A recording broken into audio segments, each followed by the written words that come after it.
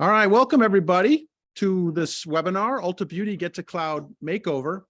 Today we're going to be talking about Ulta Beauty, and as part of their application modernization initiative, they undertook a cloud migration to be able to better utilize Google's GKE service. For them, it required a new set of tools and a whole bunch of new telemetry to be collected in order to successfully manage the performance and the security of their new applications and cloud infrastructure. In this webinar, we're going to learn how Ulta Beauty approached this very long project and discover how the stability impacted their business performance, some of their lessons learned during their cloud migration, how they used all that available telemetry to help them monitor Kubernetes, and how they can better manage costs while increasing the volume of telemetry that they were ingesting. Before we get started, I want to introduce someone who's pretty important for this whole conversation. Omar Kankobo, welcome. Thank you, Sam. Happy to be here. Great to see you. Tell the folks a little bit about yourself, Omar. I know you already, but they don't. Yes, name is Omar Kankobo. So I lead the IT and I lead the e-commerce and digital systems at Ulta on the IT side. I've been with Ulta about 10 years now, and I have overall over 11 years, over 15 years experience in the IT field. Looking forward to this conversation. Awesome. And when you started at Ulta Beauty, their digital channel, how much revenue did their digital channel bring in? It's a good question. It was a really small channel back then, in the hundreds of million back then. Really So, small, hundreds of millions, small, right? Really small, yeah.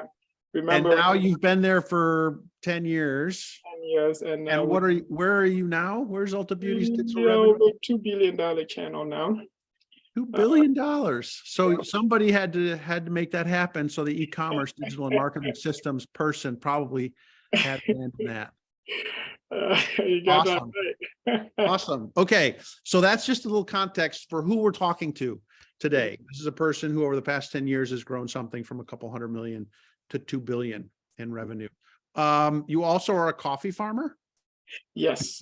I grew up in the coffee farms and still consider myself a coffee farmer, even though tea is my favorite go-to beverage. So very nice. Very nice. All right. Well, we're thrilled to have you here to join us to talk a little bit about your story. So tell us a little bit about Ulta Beauty. I'm sure a lot of the folks that are listening to this right now have Ulta Beauty packages that are queued up outside their door. Talk a little bit about Ulta Beauty for us.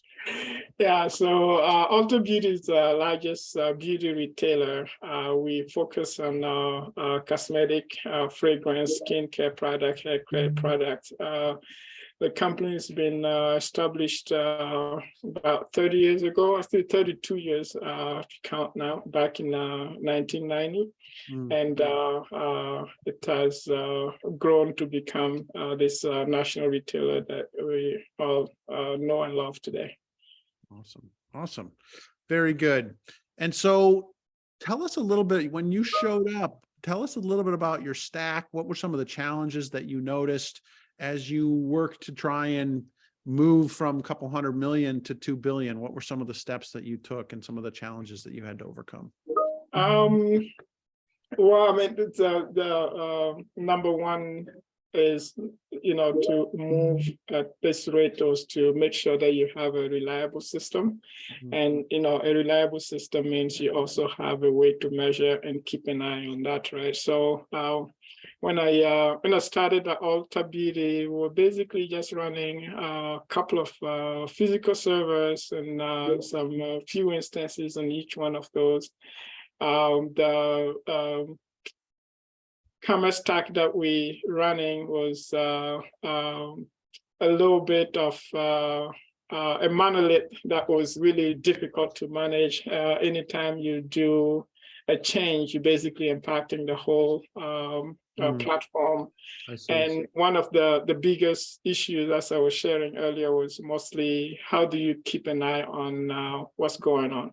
The big challenge we've had was having the right tools that would tell us how the system is doing. And as I shared earlier, in order for you to really grow and be loved by your customers, you always need to be up and running 24/7 and provide a good experience to your guests. And those were some of the big challenges that we have to take up and go for. So even with the big monolith, you were still having trouble managing that performance and reliability. Right, exactly, right. So, and number one is because of, it is a monolith, right? So if there is a problem, where do you go? Where do you start? So that was one. And back then, we didn't have the right tools to help us actually have quick visibility. And so all those were, part of the journey, the challenges that we had in the beginning and how we ended up with the right solution that, making us what we are today, a success. Right. The right architecture, the right, all the Exactly, different things. Right. So all these things, the reliability, talk about how that impacted your ability to sort of evolve that and roll out new capabilities. Right. So, I mean, the challenge that you have when your system is not stable is, it is always difficult to decide if you go the next step or you stay where you are. For instance, do I need to release this code when I know my system is unstable, right? So how do I give my business partners and our customers the confidence they need to see, hey, you know what, we're adding something into our production stack, we're delivering a new experience, but then will that experience perform? Will the IT team be up to task and jumping in and resolving that issue if something goes wrong? So those all been some of the big challenges on moving fast. And moving fast was also important because as an e-commerce channel, you always want to be, up to what is out there. These days you have all these social media, these, influencers and all those things that you need to keep up with. So if somebody's reporting something back in the day, I mean, you get it through customer service, but now it blows up in Twitter, or, so you always need to be fast enough. And if you're running a technology that doesn't give you that agility that you need, it becomes really, really difficult. And you basically lose a lot of your key constituents by moving slow and not being able to react fast enough. And those are some of the big challenges.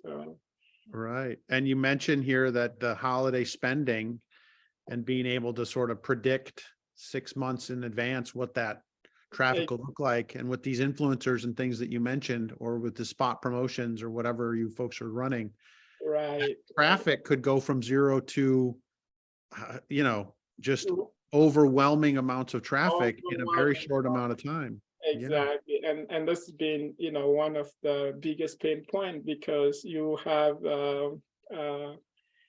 you plan for the peak season 6 months ahead, right? I mean, for us, it's more than 6 months, but 6 months is where we actually get into, earnest and getting everything in place. And you planning for that amount of time and have to decide, okay, how much of my physical infrastructure do I scale up to support that peak load? Even though you got the forecast, it is never going to be, perfect science, right? So you get to a point where the peak season is here, and the sudden surge of traffic basically just blows your system up, and you basically scrambling in that. And it's been challenging with the traditional, the old legacy stack that we had. So a lot of challenges that we had to overcome. Yeah. Right. And that's bad for lots of things. It's bad for current business. It's bad for future business, right? There's brand damage. People who would make that choice, they'll say, yeah, I'll always just go to Ulta Beauty. If they have a poor experience, then they might say, you know what, I'll try someone else. Exactly. And we don't want them to try that. So that was very important. Awesome. Yeah, it's always painful to see later in the news, oh, Ulta Beauty was down, Ulta Beauty was, Right. Yeah. And I understand that there were some problems that you all had over the holiday, and we're excited to sort of be able to have helped you with that and to talk more about that at some point in the future as well. Yeah. Good to share. So the way that you sort of helped to overcome some of these challenges was what? Well, number one, making sure that you have the right partners, right? So what one of the things we did was to figure out and what is it that we need to do to get out of all these challenges, right? So one of which was maybe just rebuilding our whole commerce stack to be more microservice focused. Then you don't have to deal with that monolith where something goes wrong, you figure out what's happening. And the microservice, if a service is down, you know immediately where to focus on, right? And doing that meant, rebuilding everything and bringing in the right partners to support us in that journey. We looked into cloud as one of the ways to improve. And as you shared, leveraging GKE was one of the things that we wanted to do. Well, not GKE per se, but Kubernetes as an engine to help us improve.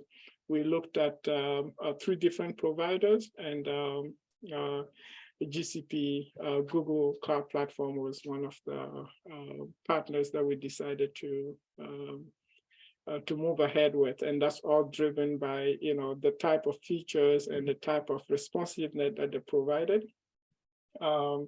And also given the direction we're going, we're new to this, so we wanted a partner that not only just says, okay, here's the cloud, but this is how you this is how you go about it. Yeah. Most of the original partners, some of those that we talked to, they were more like, okay, here, go figure. You can do it however you want. Of course, exactly. That's not what you want, because I'll ruin it. Yeah. For us, we will mess it up, right? Exactly, right. So the need to reduce time spent on maintaining infrastructure and focusing more on software deliveries being one of the key drivers. So sharing earlier, so if I want to react to the holiday peak season, right? So when I want to react to an influencer talking about an issue on the site, I want to be able to really, take care of that really quick, without compromising the whole environment. So, yeah. So those there are some benefits of working with trusted partners that you can talk about a little later, and how Google and Akamai helps you save money, right? Just because of the vendors that you selected. So that's great. Awesome. Okay. So you talked about the monolith. Yep. You talked about sort of the way that you folks moved that to more of microservices based, distributed architecture. So what did that process look like for your development teams? What did that process look like from your operations teams? How did that affect your organization? So the process was, it was a painstaking process, just sitting through and deciding how we go from the monolith to the microservice. Actually, you can see on this picture, the left-hand side looks a lot more like a scary technology stack there. And you can see how complex things are with all the different pieces. And if you look at the right, it is really, really simplified and straightforward. So we went first by looking into on the infrastructure side, what's going to be the minimum way for us to run this site without having to be maintaining hardware or supporting and troubleshooting physical infrastructure. So we sat down as a team, we went through what are the features that we have running on the old stack that need to be in the new. And as you go from old stack to the new, what's the equivalent in the cloud? So we focus a lot more on cloud native solutions. Solution that were born in the cloud that will give us the same thing, right? So and Google was able to help us actually make a lot of those decisions. So instead of today in our physical world where you have a physical server or a hypervisor running multiple VMware virtual machines on, you can actually just spin up a pod, right? And then that will give you the exact same thing at a lesser, faster, simpler way, right? Because a pod, you just go in and click and select, this, that. I mean, to stand up a pod compared to standing up a virtual machine, I mean, it's night and day. I mean, if I want to stand up a physical machine today in our current stack, it's basically about 3 months, right? So first you need to go in, order, and it may take them a couple of weeks, 2 weeks to ship it. And you could get into a point where, well, we need the CPU that you asked for or the memory that you asked for is not in stock. That's been how things go. Oh, yeah. But today, I don't have to do that. I just go into GCP, I just select the memory I want, I select the CPU I want, and I push a button. And less than a minute later, you have something up and running. So it's a big game changer for us. So, but then how does that transition, I mean, from the old one, because it's not just the infrastructure, but it's also the software. It's the system that you're running to monitor, right? And it's your 24/7. So what are the solutions? What are the tools that I need in the cloud that will give me the telemetry and also help me monitor everything 24/7? So it took a whole village, the whole team, from, to your point, from the operations to the DevOps to the SRE teams, everybody coming together and figuring out what's the best way to go about this. Yep. Awesome. And so talk a little bit about the migration path, and are you still on this path, or have you gotten rid of the need for this sort of split with your traffic? Talk to us a little bit about how you're serving your clients today. Right. So we took this has evolved. Initially, the idea was to build a platform from ground up and cut everybody overnight to that platform. Turned out was going to be a lot time consuming. And one thing you don't want to do is keep people waiting, especially our business partners who really want to be able to see what we're building, be able to see it working.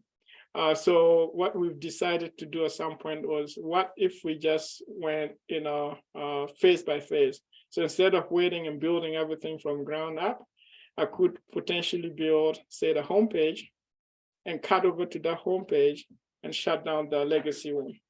And that actually brought up to this, what do you call that? This hybrid model where we have the new running alongside the old, and then we route traffic based on that. And this has been the approach we've taken, and this is how we've been running so far, and slowly just cutting everything over from legacy to the new platform. So following that the followers strangler pattern, right, where you're taking old stuff and you're moving it to the new systems, and you're taking systems and moving services up to the Google Cloud as you can, and retiring them in the Ulta Rackspace instance. That is correct. Yes. Yep. Awesome. And so in order to sort of make sure that the users are getting the right experience and that your business is intact, what are the kinds of things that you're monitoring? So we monitor a lot of things, but our focus is mostly, our definitely how is our system performing and how reliable the system is.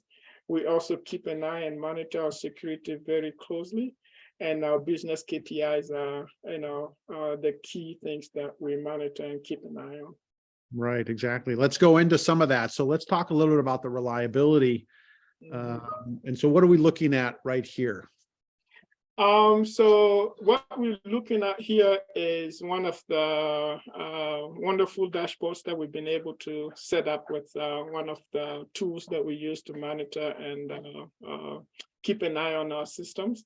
As I was sharing earlier, I did mention about the partners that we always want to make sure that we're working along with to get us to where we need to be. And Sumo is one of those solutions that we have.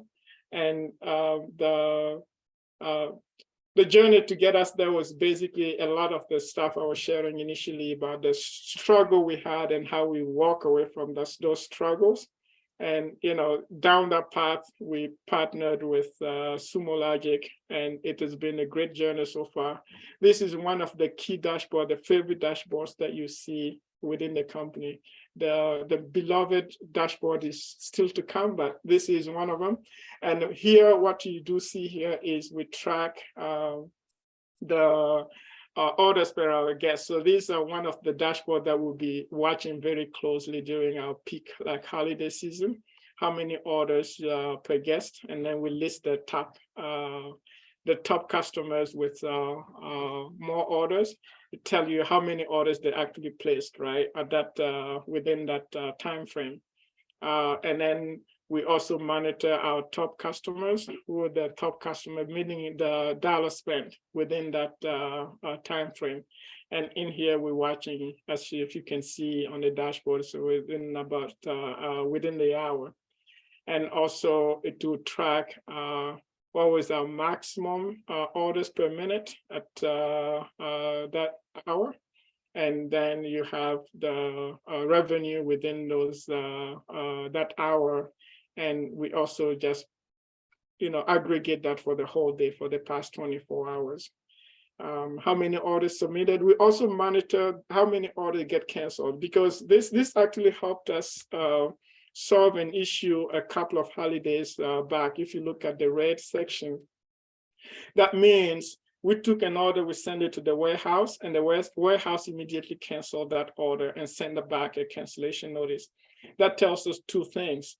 Either there is a system issue, or there is a data issue. And what this one helped us with sometime back, I can't remember exactly which holiday, but it was a very high number. We don't expect this to be too high, especially during holiday season. And what we noticed was that we were overselling due to a system problem. The amount of order we had taken on the site was a lot more than what the warehouse was showing. But because there was a problem on our side with all the orders taken not making it to the back end, the update that we have on our local inventory reading was wrong. Because let's say the warehouse has 10 for a specific SKU, and I took those 10 orders, but for some reason, because of a network connectivity issue, those 10 never made it to the warehouse. So for me, as I look in my local, because the warehouse never responded back to me with the updated inventory, I can still see 10. Still have 20. Yeah, now you got 20 all of a sudden. Yeah, exactly. Then all of a sudden, I have 20 against only 10 in the warehouse. And then when finally those make it through, all these other 10 get canceled and come back to me. And I'm like, okay, why am I getting cancellations? I'm not expecting. So this is one of the ways that we monitor our system, even in the back, to make sure that the full channel end to end is really operating. These are one of the key dashboards and things that we put here to watch things. So they're very, very valuable. And it's interesting because what you're getting from this is, if, let's say, the orders per minute or the dollar amount of the orders goes down, that could be a technical problem with your infrastructure as well. It's a leading indicator. You're using business metrics as an indicator of potentially an infrastructure problem, instead of the other way around, which is what most people do, is they say, hey, there's an infrastructure problem. We may be having a business problem too. Yes, exactly. And even same thing with the tax dollars that you have here, because we always make a tax update, and sometimes it could be the file can come and get corrupted, and nothing you're taking all orders with zero tax, and this will pop up here and tell, wow, man, you're taking my orders with zero tax that you're supposed to be. Something is wrong in the back, right? So this is some of the benefit of these dashboards, that we keep an eye on. That's great. Yeah. You also mentioned security. So Omar, how are you using log analytics to help you sort of figure out security of your stack? Yeah, security is an important aspect also at the Ulta Beauty, because we want to make sure that our guests are worry-free when they get into our systems. So we do get into situation where bad actors will try to guess people password, which we call brute force attack. They'll take a bunch of emails and password that they find from the dark web and try to run it against our systems.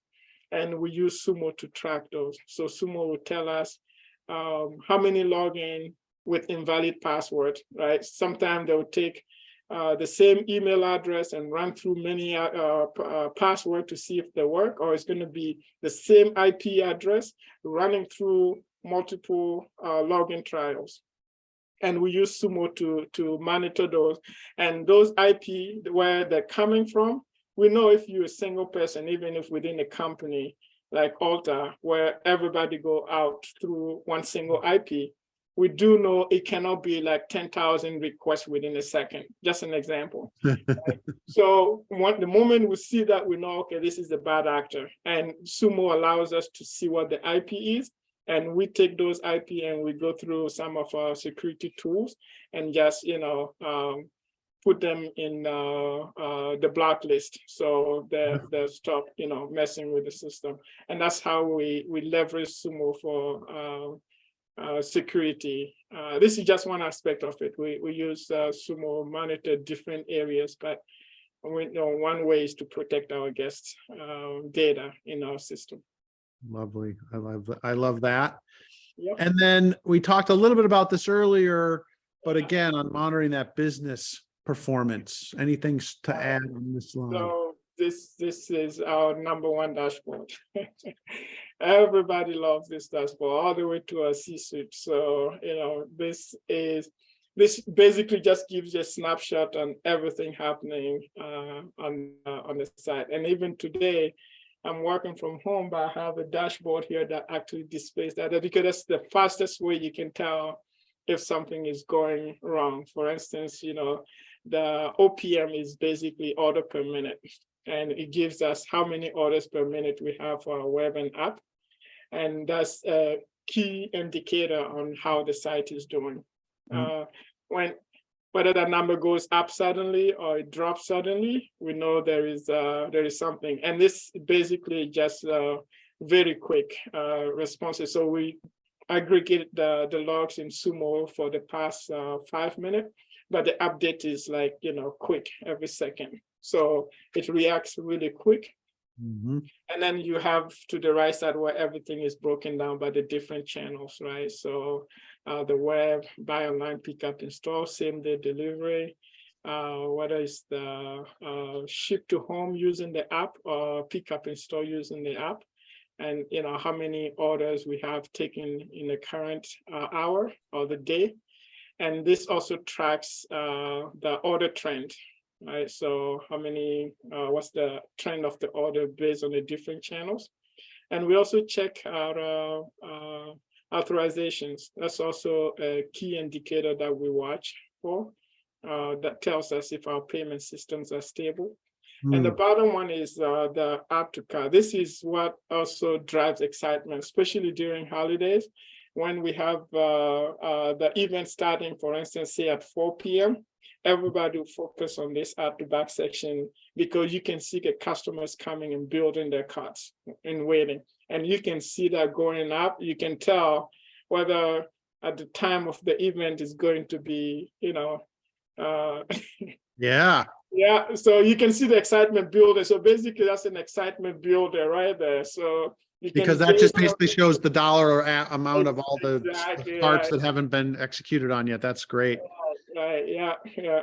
And again, it's basically just one single dashboard that basically gives you a full business KPI that the leadership can just be focused on this all day, and they'll know what's going on, because when there is a problem, they will see the OPM go down, right? So you can just look at this dashboard all day and you'll be fine. You'll know how the system is doing. And you folks you're getting in there and looking at the data more deeply for individual products or for different marketing campaigns or performance of things. I mean, they're slicing and dicing of this data, obviously. Oh, yes, exactly. That's right.